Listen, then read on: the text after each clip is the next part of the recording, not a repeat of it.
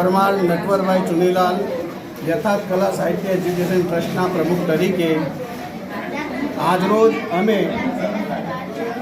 નબળા વર્ગના વિદ્યાર્થીઓ તેમજ સ્લમમાં રહેતા વિદ્યાર્થીઓ, આજુબાજુના વિદ્યાર્થીઓ, વડોદરા શહેરમાંથી જે વિદ્યાર્થીઓને આર્થિક રીતે સંકળામણ હોય અને તેમના કુટુંબીજનોને અને વિદ્યાર્થીઓને મદદરૂપ થવા અર્થે આ ટ્રસ્ટ તરફથી અમે પુસ્તક, પછી કીટ તેમજ અન્ય સાધન સામગ્રી જે શૈક્ષણિક હેતુ માટે આપીએ છીએ।